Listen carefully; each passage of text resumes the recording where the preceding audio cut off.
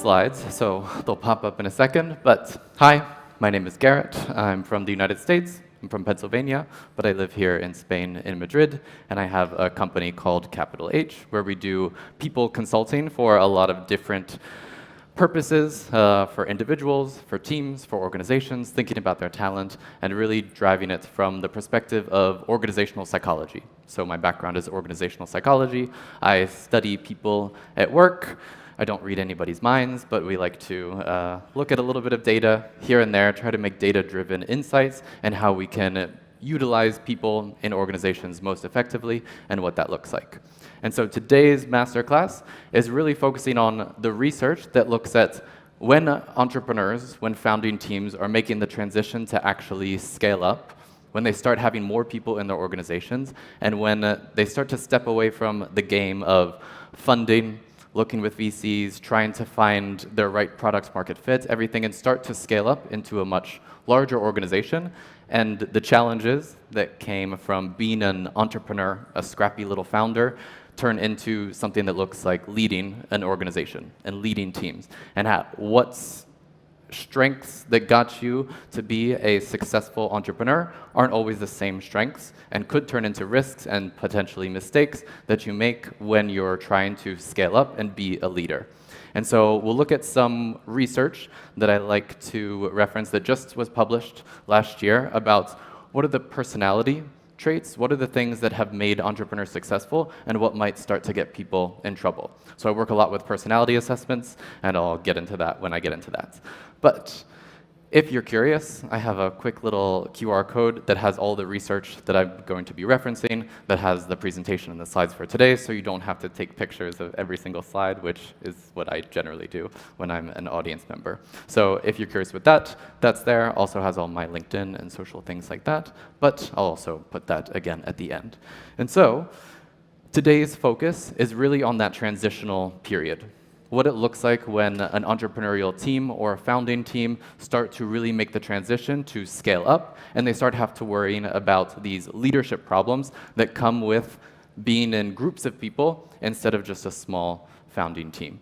And so at some point, and the phrase that I'll use a lot today is, what got you here probably won't get you there. And all of the strengths, all of the things that have made you a successful, interesting, capitalistic entrepreneur might start to get you in trouble when you don't manage and monitor what could be some of those risks when you're starting to lead people. Because not every entrepreneur has leadership experience. They have experience going out and playing the game of being an entrepreneur, but when you start having to manage people and the role is defined differently, what success looks like for being an entrepreneur or just a founder looks different when you're going to be a leader. And so what are some of the common mistakes that people might encounter when they have to start making that transition? And so the tool and the perspective that I use in terms of personality is called Hogan personality. And so they have 3 different assessments where they look at. The Hogan personality inventory describes you what you're like when you're at your best day to day. What does people see most likely about your personality working normally?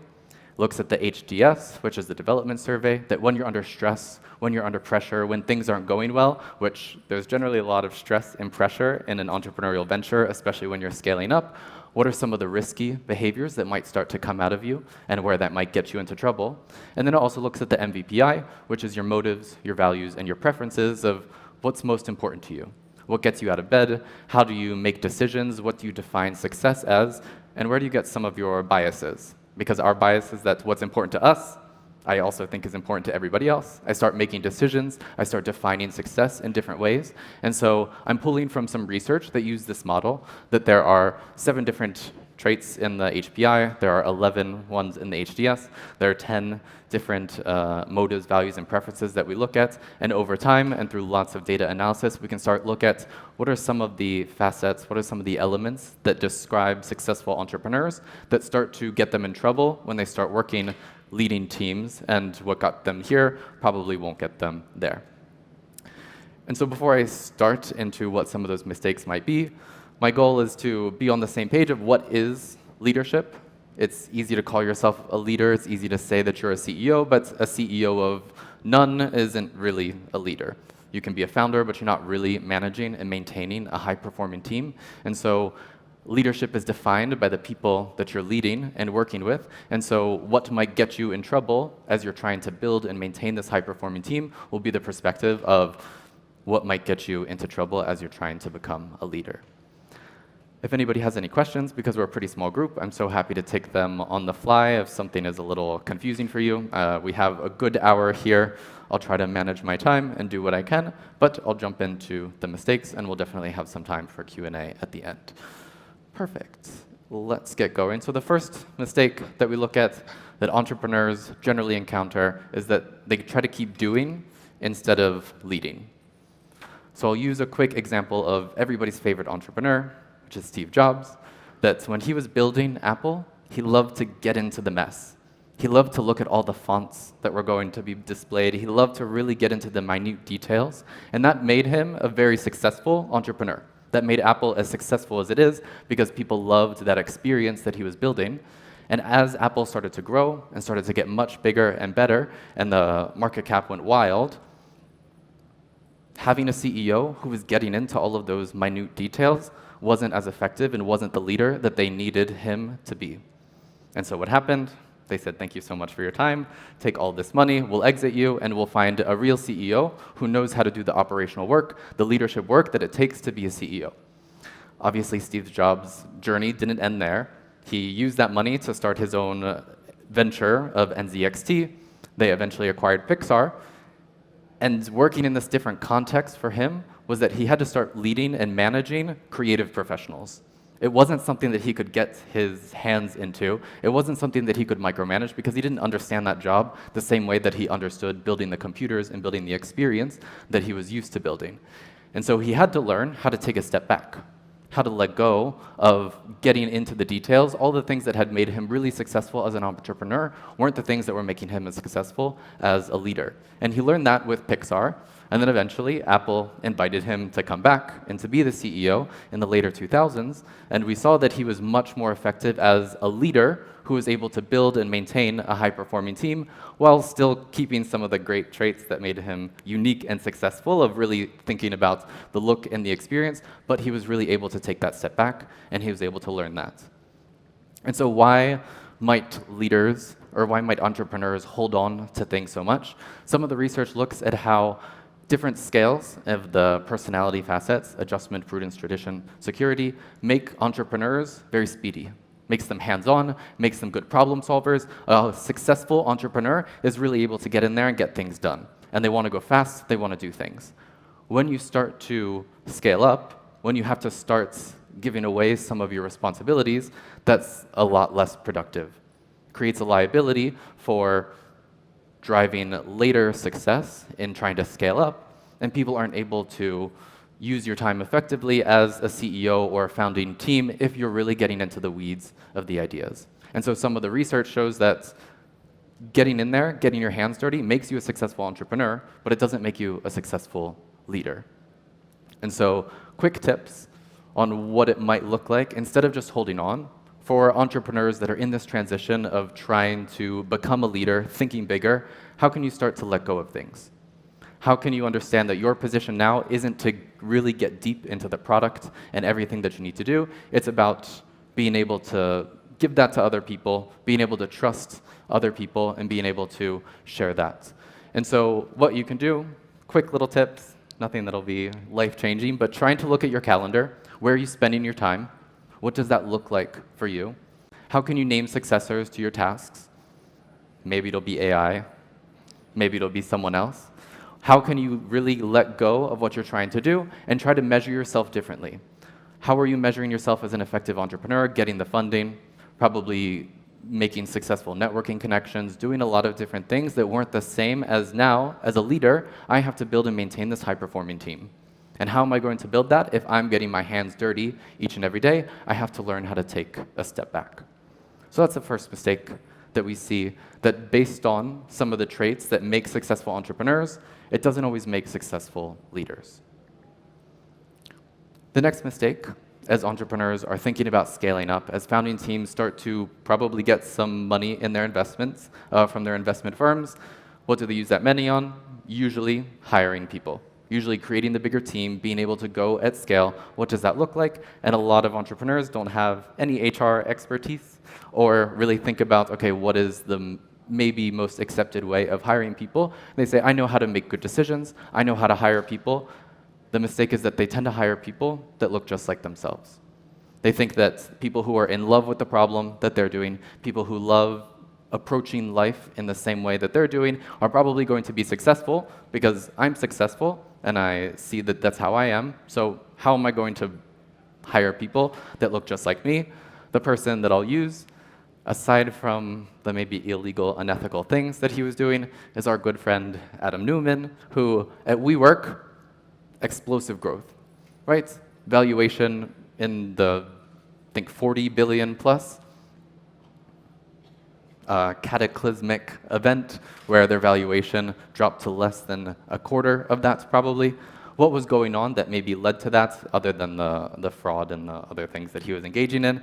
That Adam Newman had this cult of personality, where he was so charismatic, he loved talking to people, he loved selling the vision, and he never really landed the plane. He built an organizational culture around people who were just going to agree with him, who loved being around him, who loved doing the things that he loved doing, but they were never going to disagree with him because he wouldn't hire somebody who would have maybe challenged him here and there.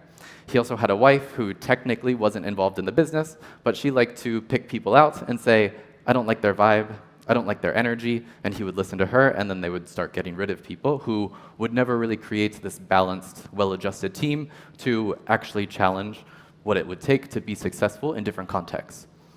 And so a quick definition of organizational culture. How did he build this culture? By hiring people that looked exactly like him, people who got things done the same way that he got things done. Super quick, easy definition, organizational culture. How do we understand that I like to hire people that think and act like me? We're going to create potentially this monoculture of people who like to do and act the same way that probably the founding team does, or the one founder, and you start to create this environment where nobody's disagreeing, everybody thinks and acts the same ways, and you have a lot of blind spots. And so when you're thinking about hiring, thinking about building a bigger team, the challenge is that entrepreneurs tend to hire the mirror. We like to see ourselves in other people that we do. We like to see that they're engaged in the same kinds of activities as us. Maybe they went to the same schools. People who don't have such a diverse value of opinions and how they get things done. And leaders, entrepreneurs, this is a pretty human trait, but people tend to hire and think that people who look and think like them are more effective. We like to hire and retain people that think and look and feel just like us. We like to create these groups where, this is somebody that I feel comfortable working with because we see ourselves in them. And then we tend to trust people more who start to look and think like us, and people who agree with us and share the same kind of ideas that we were going to share. And the risk there is that we have a lot of blind spots.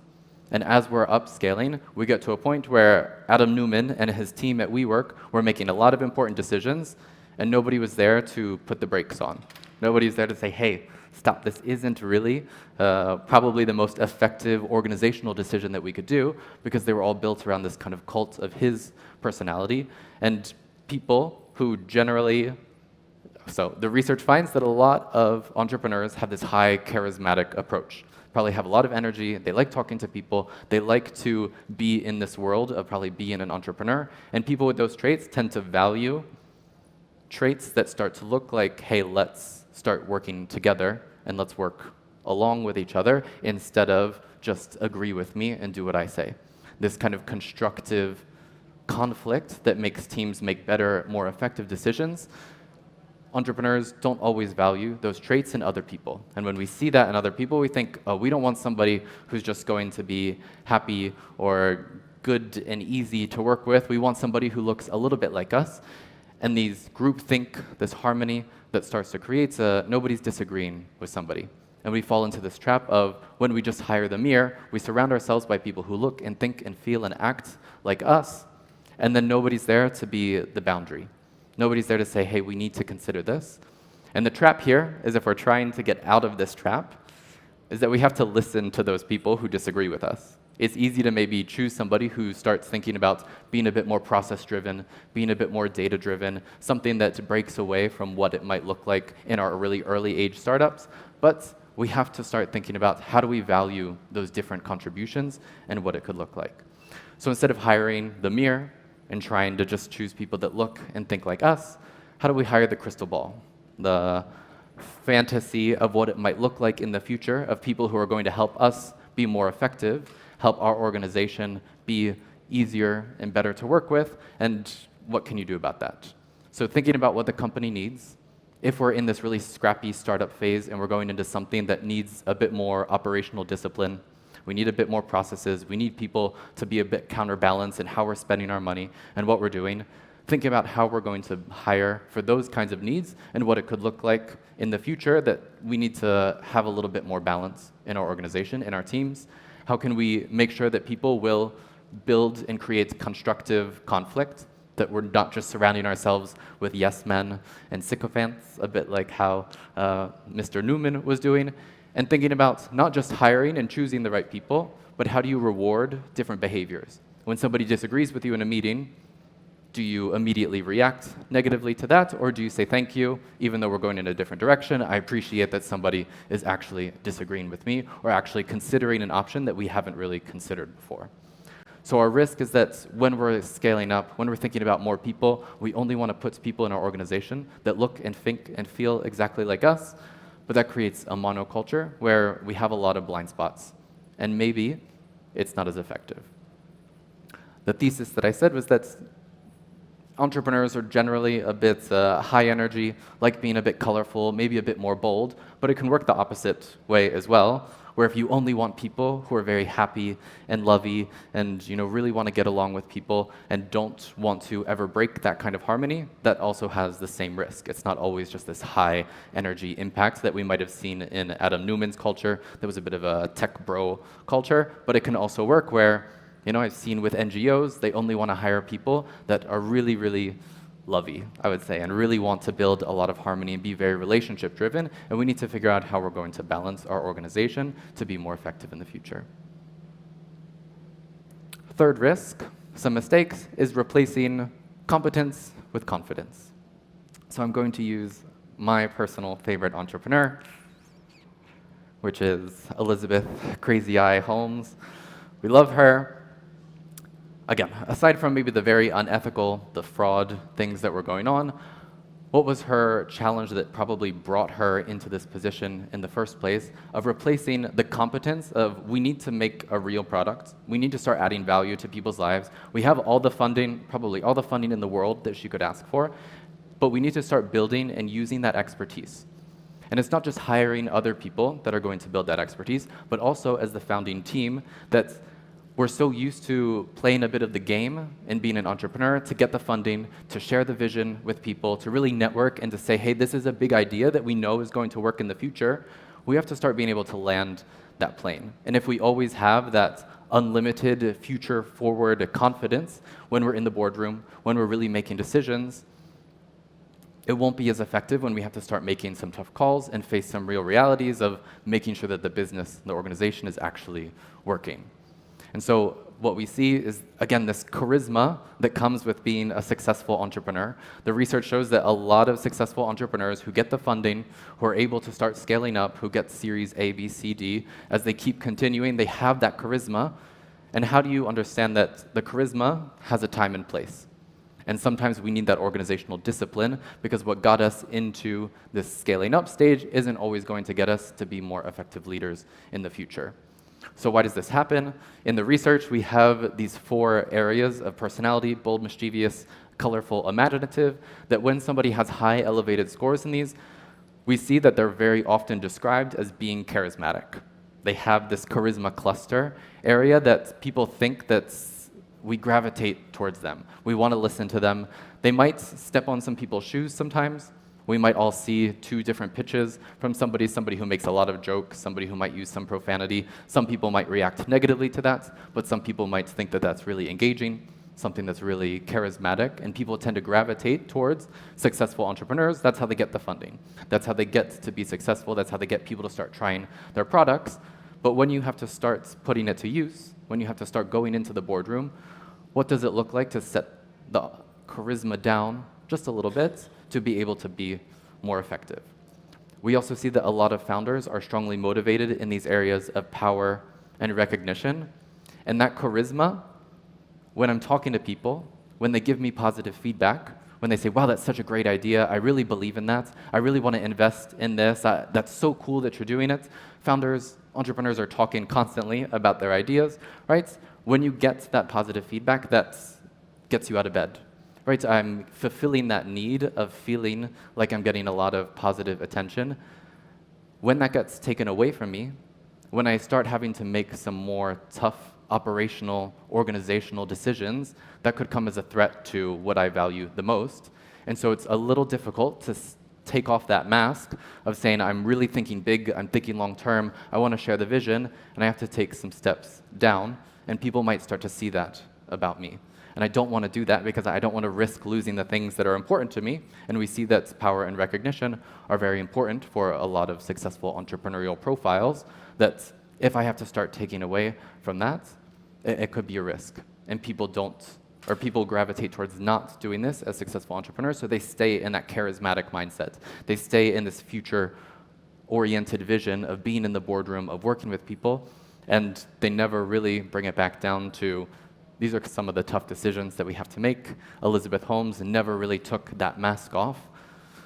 Maybe if I started talking like this, we could all have a much more charismatic idea. You know, she was always had this mask on of being charismatic, and when people in her company started telling her the product doesn't work, it's impossible, what we're doing just isn't there, she wasn't able to come to terms with that, and that risk of losing and maybe going back to the hundreds of magazines that put her picture on the cover, that was a real risk to her, and it really took a long time for her to be able to take that mask off. And so even if you're not at the position of Elizabeth Holmes, understanding that when you're scaling up, when you have to start to be a leader, how do you start to bring the reality of who you are, of finding that competence and that confidence in the boardroom, and how does it look a little different? So understanding what room you're in, understanding who you're talking to, the people that are more internal, I may be a little more honest, a little more direct, a little more operational with them because I don't need to put my best foot forward. It's not unethical to talk to investors, to build your network by always showing off kind of what's the best thing that you and your company are doing, but understanding that at some point you have to come back down to reality. So understanding which room you're in, who you're talking to, and why, what does that look like? When you're making decisions, understanding why you're making that decision instead of just saying whatever you're feeling. Just that confidence of, yes, yes, yes, let's go do this. No, no, no, that's not how I feel. You know, why are you making those decisions in the first place? And my favorite is try to find some kind of positive doubt phrase that when you acknowledge that you don't know something, how can you still keep that competence, that kind of confidence of, I don't know the answer right now, but I'll find out for you really quickly. That's not my area of expertise, but I'm going to talk to John. He's our head of product. I know that he'll have that answer for you. How do you put away the mask sometimes so that you can still be confident and competent at the same time? How are we so far? Feeling good? Good. Let's get to mistake number 4, which happens when we start to lose our curiosity. Entrepreneurs, as they're starting to scale up, it means that they've found some success. It means they probably started getting some positive feedback about the ideas that they have, how they're doing things, and the risk here is that they stop being curious. They stop asking questions, and they start only giving answers. That when we're thinking long term, we have so many great things that we're working in. We're breaking into a new market. I know exactly how we're going to do that. Our product has been proven over here. We've done this and that and another thing. I know, let's go forward. I have all the answers. But I stopped being curious as to probably what made my entrepreneurial venture successful in the first place, which is that we got really close to the issue. We started talking to people. We started challenging our assumptions. We started thinking about something different. And so this mistake happened, and what we saw with the founder of Starbucks, Mr. Schultz, who exited Starbucks pretty early, came back because they were feeling a little bit of trouble. In 2008, Starbucks said, hey, we want you to come back. You really founded and understood this mission. He came back in 2008, and what he did was try to retrain all of his leaders to say, stop pretending like you know the answer. Stop pretending like we already know how our product works and fits into all of the things that we're trying to do, and be more curious. He wrote a book about it. He really signed off on this vision of you need to be curious and get back to challenging your assumptions, to challenging how you're doing things, how you're acting, so that you can learn even if you've had a lot of success in the past. We can still learn and do better and continue moving forward by asking a lot of questions. And he got so much positive attention, it was great, he felt Starbucks was okay, and he left it again until they had a lot more trouble later down the line. In 2022, he came back to Starbucks to help them redo things, and he completely forgot his mantra of be curious, be open, ask questions. And he came in and he knew all of the solutions. He knew what they were going to do about the unions. He knew really what was going on within all the stores. He knew how the employees felt, even though he didn't really know. And he only lasted 1 year. They said, whatever you're trying to do, he had a plan, he tried to implement it right away, but he didn't try to get back into really what's going on. He wasn't curious anymore. He shut the door and he said, these are all the things that we're going to do. I have the answers. I'm not going to ask any more questions. Why does this happen? What do we see in entrepreneurial profiles when we look at the research in personality? Is that under pressure, leaders seek less feedback and they seek less challenge. That our goal is to move forward, to try to deal with and handle that pressure by maybe dominating the conversation. The more confidence I show, the more people are probably going to listen to me, to follow what it is I'm trying to do and try to work with. And a lot of leaders who receive feedback ended up ignoring it. We said, hey, we have some really good feedback. We've been watching what you're doing. We have this structured kind of way of these are the things that we think we can do to improve in the future. And what happens is a lot of leaders, and especially entrepreneurial profiles, don't take that as much. And what we see is this driver, this value of power, recognition, and commerce makes feedback feel like a threat. That if I start telling you how to do things differently, if I start telling you that, hey, to improve this, I think we should do this, that takes away some of my recognition, my power as somebody who has been successful in the past, as somebody who has built something, who has really gone down this long journey and has seen the success and the prizes that come with doing a good job. If I start to do things differently, if I start to acknowledge that I don't have all the answers, I might start to lose some of that, and I want to hold on to that, and I want to protect that. So that's what the personality research shows, that people don't like to be challenged and to get and receive and use feedback because it might challenge who they think they are and their internal and core identity. So how can you move from curiosity death to some kind of curiosity rebirth? Not my best check mark, I'll be honest. Force yourself to be curious. What does that mean? We have to figure it out a little bit. How are you going to remind yourself to ask questions? To be as curious as you were when you were really building the product, when you were really looking at the product market fit, when you were really trying to figure out how you're going to keep moving. This leadership position where you have to build and maintain this high-performing team, if you're not as curious, if you're not as open, or you're not forcing yourself to find a way to be curious, you're going to lose a lot of the potential that could come. How can you maybe create a red team? So somebody whose goal is just to disagree with you, some kind of devil's advocates, people who are going to challenge your assumptions, to challenge the way that you're doing things, to challenge the way that we think things are going on. You can use AI for that. That's a great thing of, hey, I'm trying to do this. What would you say if you were really trying to poke some holes through my analysis or what I'm doing? And try to measure how often you're just giving statements to people, giving responses, and how often you're trying to dig deeper. You're trying to understand the issue. What could it look like a bit below the surface so that you can learn and continue building? Let's go into our last one, forgetting to love the business. Entrepreneurs, by and large, love building things. They love to create something out of nothing. They like to play the game a little bit. We love seeing the fruits of our labor, of a lot of conversations, a lot of late nights to really create something. And then they fall out of love with all of the people and all of the structures in the organization that have really carried and built that. And it's so easy to get lost in just the game of being an entrepreneur or of somebody who loves the product that you're building or the problem that you're trying to solve. And you forget that to continue doing that successfully, you need to love this idea of having and building these high-performing teams in this business. And so the person that I want to look at is Yvonne Chouinard, the founder, CEO, I don't know if he's still the CEO, of Patagonia. Case study of purpose-driven businesses, somebody who fell so in love with his business that he was just selling these products out of his truck. He wanted to expand the business as it happened, but he was never in love with being a businessman. He's very, very public about hating the idea of being a leader and somebody who's really being in this corporate mindset. He just wants to go surfing. That's what he would say. He just wants to go rock climbing with people. He wants to have these activities, and he did fall for trap number 2, which is he was hiring people who he thought would be nice to go climbing with. But then his real challenge was that he just didn't want to spend the time, the effort, and the attention into building the business and to doing the things that needed to be done to be able to create something that's more sustainable in the future for the longevity of creating products, of driving revenue in different markets, and all the things that needed to be done to be a successful business.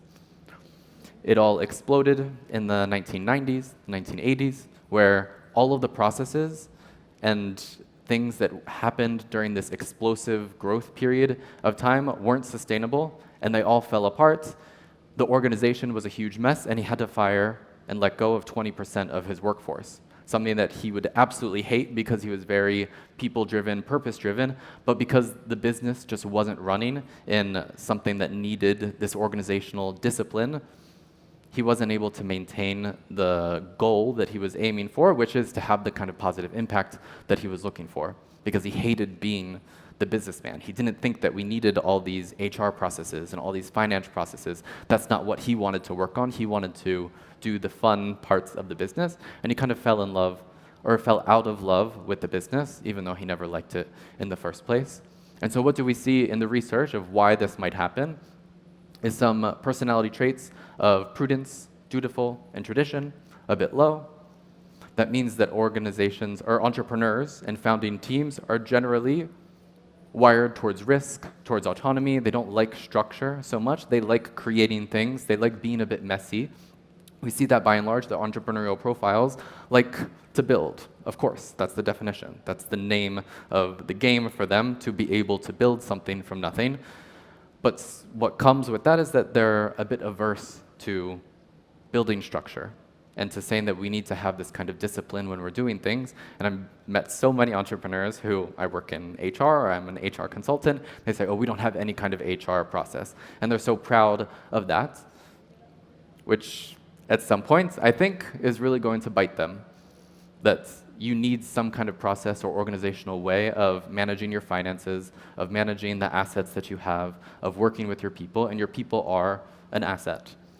And so this wired away from, I want to create this organization, to, oh, I just wanted to create this product, that was super interesting for me, that the early fundraising and prototyping success, all of the things that would make an entrepreneur successful, probably, in getting the right fundraising and creating a successful prototype of spreading the markets, are completely unrelated to the success that you need to be able to scale an organization and to lead.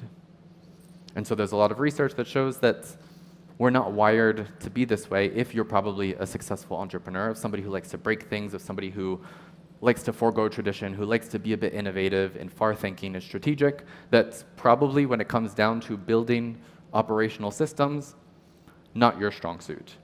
And if you don't take care of these risks, then they might come back and bite you. So loving the game is great of entrepreneurship, but how do you love leadership? Yvonne really talked about how he redefined what it meant to be the CEO, to be the leader that he was, so that he could achieve the goals that his organization was trying to achieve, because an effective organization meant that he was effectively able to capitalize on the opportunities and the things that he had to do to be able to achieve the goals that he was trying to build in the first place. And so most founding teams are made up of different people.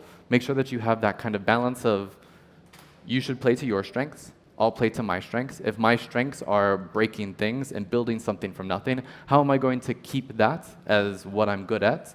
And then make sure that I'm spreading the love of who needs to take care of these organizational, operational ideas. And if leadership is defined as building and maintaining a high-performing team, then your leadership effectiveness and what it takes to be a good leader needs to be defined by the outputs of those teams and how are you supporting them, that you need to measure what it takes to be successful as a founder or a startup founding team to scale up and do something differently. And I think a really famous example of this is Reed Hastings and Mark Randolph. If you were here last year, Mark Randolph was here speaking at South Summit, the founders of Netflix. That Reed Hastings was the money, he was the technology, he invested in Netflix with Mark Randolph, but Mark Randolph was really the entrepreneur, was really the guy who liked to make things a bit messy, to really think about the culture and the product and everything that they were building. So he was the CEO at the beginning, but by 2002, 2003, Mark Randolph very openly talks about how he recognized that they were in this point of scaling up, that wasn't his strength. If he would have stayed as the CEO, Netflix would have suffered, and he loved the business so much that he knew that he would have to take a step back. And so maybe that's what's written on the wall for some entrepreneurs who are thinking about loving their business so much that you might need to redefine what your role is within your organization, whether you stay there or not, if you want the organization, if you want that company and the mission to be as successful as it can be in the future. And so navigating these mistakes, what it might look like, building strategic self-awareness, we call it. So it's not just a trait, it's not whether you have it or not, it's a constant practice of understanding that in this scaling up phase, what got you to be successfully into this phase won't be the same success factors that carry you forward. And the strategic part of self-awareness is understanding that that context is different. When you're in the room with different people, when you're working on something new and different, we have to define what it would look like to be successful differently. And we have to carry that forward into doing something and understanding that who I am, what got me here, might not get me there in the future. And so these are a quick summary of the mistakes of trying to go from just holding on to everything, entrepreneurs that love doing things, they like to build. How do we start to let go of some of that when I start to become a leader, when I have people who are supposed to be doing other tasks for me? Are founding teams and founders using their time most effectively if they really get into the dirty details, if they really get their hands dirty? Probably not. So how do you figure out how to start letting things go? Mistake 2, of thinking that we just need to surround ourselves by people who look and think just like us. How do we start hiring people of what does the organization need for the future to help us bring some balance, to help us bring some different perspectives, to help us understand what got us to be the successful startup and starting to scale up? It's going to start looking differently in the future. We need to surround ourselves by people who bring balance. Replacing the competence with confidence. Like I said, it's not unethical to put your best foot forward when you're with investors, when you're talking to people, when you're building your network. But how do you make sure that you're also bringing what it takes to be a successful leader in the boardroom, that you're surrounding yourself by people with the right competence to be able to listen to them and be able to utilize their expertise in different ways? People that start to become confident because they've had a lot of success in the future, that's a very human trait. It doesn't mean that you're arrogant or entitled. It means that, I'm starting to feel like I know what this entrepreneurial venture is. I'm starting to understand the kind of products that we're building and starting to make more and better decisions. But when you start to lose that curiosity that made us successful in the first place, it's easy to fall into that trap of just starting to make executive decisions all the time when we need to keep that curiosity and recognize that we don't have all the answers all the time. And then going to loving the business, where it's important to understand the organization as a whole, that your organization and your product and your mission is the group of people that work there, and how to be effective with all of them, and loving that this idea that you're there to build the organization and not just the product or the service that you're trying to do. How do you figure out how you can love that job of being a leader? And if you don't love it, then maybe it's more effective if somebody else takes the reins and you can work with them in the future. So we have plenty of time for questions, which is exactly the timing that I was aiming for. So all of the slides, everything are available through that QR code and also some of the research that I've been referencing. I work with a lot of companies all over the world, really, and try to work in this space of how do we understand that an organization that only has 10 or 20 people, each individual has such a big impact on the overall organization. When you have 10,000 people, 100,000 people, each individual has a little bit less of an impact, but in this entrepreneurial space, we really have to consider how if one or two people, especially in the founding team, start to derail, start to lean into some of these mistakes, it can have a huge impact on the effectiveness of our business. And so thank you so much. I'm open for questions and happy to explore what people are experiencing or answer any questions about the research as well. See you. Hi. Hi. So I'm wondering, at what point does a founder need to decide when to bring in that support you mentioned? Is it too late if the business is already scaling? Like, at what point does that need to happen? Well, I work with individuals, I work with teams, I work with entire organizations. I would say do it as early as possible. I think it's never really too late to consider some of these ideas. You know, a lot of the cases we looked at Apple, we looked at Patagonia. They've made some mistakes in the past, but of course they were figuring out ways that they could get over it and try to get back on the right path. So consequentially, I think when I talk to entrepreneurs in the startup space, when I work with some VCs, they think about more than 100 people is when you really start to see the implications of people stop knowing each and every person in the organization. People start to really diffuse some of the responsibility, and you start to really giving, I guess, departments or different functions within your organization a lot of responsibility and a lot of autonomy. And so understanding how the founding team and the top leaders really understand themselves, really understand the impact that they're having on people to be able to get this kind of support, I think is really important. But I've also worked with just the first founding 4 or 5 people of how can they work most effectively together. If they have that great foundation of understanding themselves really well, then when they're scaling up, when they're making decisions, they already know which decisions might be a bit more difficult, which mistakes they might start to fall into at the very beginning, and understand how can we already plan and mitigate that in the future. So as early as possible is always my answer, but I do see a lot of people really considering HR process talent decisions at that 100-person mark, if you want a number. But yeah, nice. Any other questions? Yeah, she has a microphone.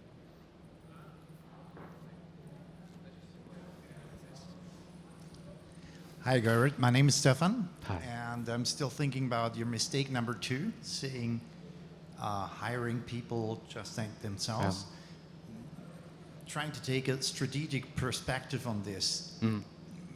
Could you say that this is probably something that not only applies to entrepreneurs, but to many organizations in society these days? Yeah, absolutely. You know, short answer, definitely. The hiring in the mirror, I think there's a little bit of nuance when we think about that we do want to have people who probably share the same kinds of values as us, who believe in the organizational vision. There's a fine line between having people who are going to be effectively working in the kind of culture that you're making and people who aren't actively fighting against that, and also people who don't just create a monoculture where nobody is ever disagreeing with each other. We all think about problems the same way. We all think about how we approach life in the world in the same exact way, that there's some trade-offs between the balance of having people that are similar enough to support the culture that you're trying to build, even in bigger organizations as well. And there's a lot of microcultures that we see in larger organizations where the research and development team operates totally differently than the finance team. And even though they work in the same company, they have the same PowerPoint deck that describes that company's values and their culture. They still operate a little bit differently. And how do you make sure that people fit in with the culture and don't become a pariah, but don't contribute to some kind of risky groupthink when it gets there? That's point that I try to make is really thinking about that founding team, that if they start to hire every single person in the company in their image, it starts to become a bro culture or a culture where everybody's just hugging each other all the time and super happy-go-lucky. So yeah, did I answer your question? Super, thank you. Hi. Oh, yes. Hi, please. Garret. Thank you for your speech and Yeah. for all the analysis you've done. I wonder whether there is any difference that you have found in terms of different cultures regarding the traits that the mistakes. So are there mistakes that are more common in some cultures, or by gender, or by nationalities, or whatever it is? Yeah. They're worth sharing? Yeah, it's a great question, and I don't think you'll like this answer, but the research shows that there aren't that many differences. If we define the job of being an entrepreneur or being somebody who successfully gets the funding and builds the small team and prototypes and everything, those common characteristics don't have differences between gender, definitely. When we start to describe I don't know, regional culture or countries, what's the definition of a culture? It starts to get blurry. There are some small differences that we see in the research in terms of just personality attributes and how we normalize the score, and there are some small adjustments between some countries. But in terms of entrepreneurial risk, I'm pretty sure the researchers looked at that. The main researcher is Jennifer Tackett, and she's very aware and conscious of those particular angles, and we don't see that many differences. If we look at my favorite, Elizabeth Holmes, she has those traits, and I'm sure there are a lot of female entrepreneurs that have found success because they also have those traits that then turn into something that could be maladaptive in different behaviors and contexts. So, yeah, no, thank you. I don't know all of the entrepreneurial differences that happen in the different ecosystems around the world, and what it takes to get funding might look a little bit different in a place like China, where they have, maybe a more structured way of how the government works with people versus the United States versus Europe, but yeah, there could be. Nice, thank you. I had a question over here.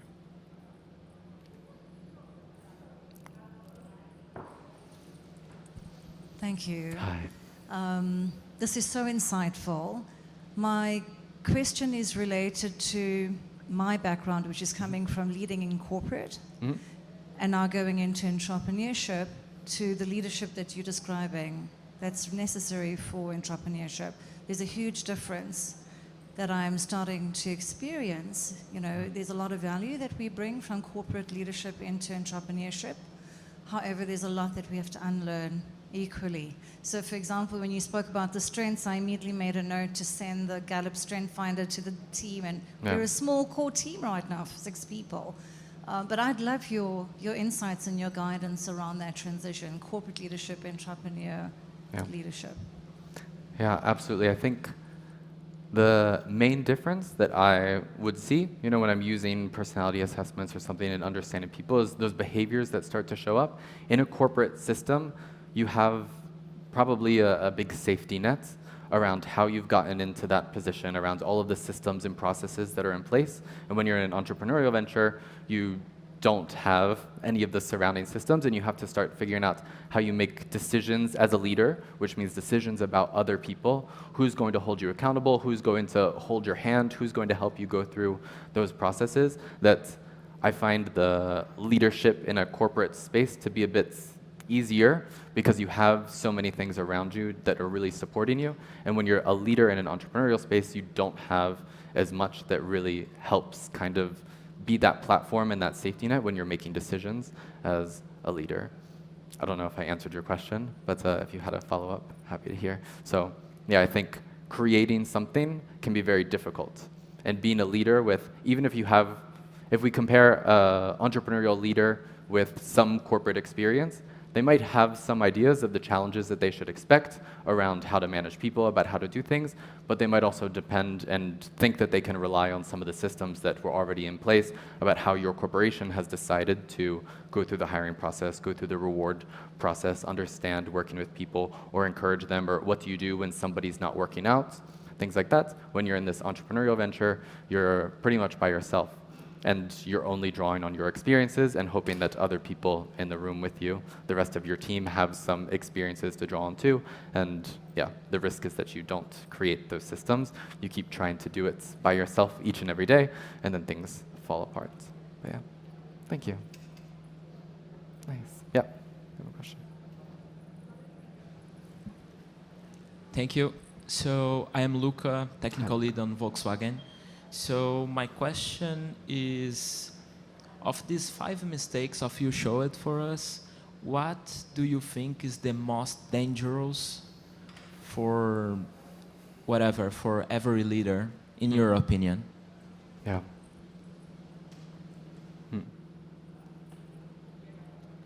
Most dangerous. I would say the last one, so number 5, and that's probably why I put it as number 5 to end on that, is just not loving the idea of being a leader, not loving the idea of being kind of a business owner and somebody who has to support and make these decisions and build the structures and follow the systems for the service of other people that work in your business, because that's really where that risk is. When you're really small, just starting out, it's for you, right? All of the processes, everything that you're building are really focused on you and your entrepreneurial team. But as you start to build the business, as more people start to get involved, I think it's very consequential that if you don't care so much about being that leader, or you don't have the ability to do that job well, then you can run into the problem like Yvonne and Patagonia ran into, where they had to lay off 20% of their people. Those consequences were really big when they didn't really take care of understanding that they have to start doing something differently than how they were when they were just scrapping around, building a prototype and building something. So yeah, thanks. Any other questions?